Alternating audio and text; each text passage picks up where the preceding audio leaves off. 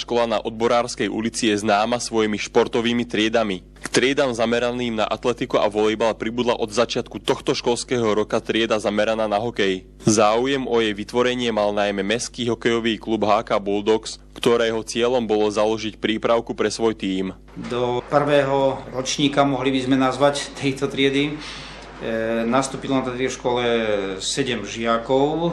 Sú v podstate z 2 ročníkov, budú trénovať pod vedením odborného trénera, ktorý sa predtým venoval tejto činnosti aj v Trenčíne. Jedná sa o 6. a 7. ročníky s tým, že teda okrem základnej telesnej výchovy majú pripravenú športovú prípravu a školské stredisko zároveň činnosti.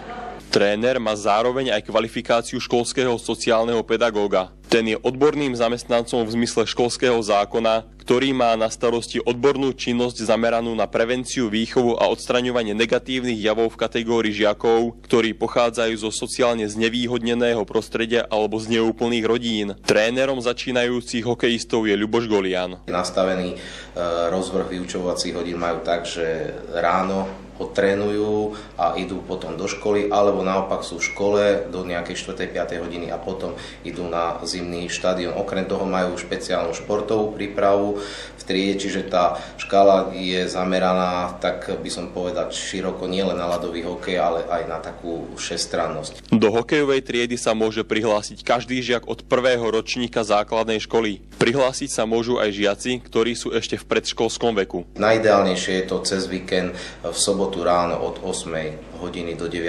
hodiny. Ľuboš Golian vykonáva zároveň aj funkciu sociálneho pedagóga. Na školách je strašne veľa žiakov, ktorí majú agresívne správanie, dokonca je šikanovanie a všetko toto je vlastne moje náplne práce, ako zamedziť to a pracovať s tými triedami alebo respektíve s jednotlivými žiakmi na tejto škole. Dušan Hevery vyzdvihol význam a opodstatnenie novovzniknutej funkcie na základnej škole. Veríme, že funkcia sociálneho pedagóga bude naozaj prínosom pre školu, pretože práve na tejto škole tých problémov v oblasti sociálnej prevencie a ďalších odborných činností je najviac. Úloha sociálneho pedagóga vôbec nie je jednoduchá. Až čas ukáže, či naplní všetky očakávania. Juraj Oríšek, televízia Pohoda.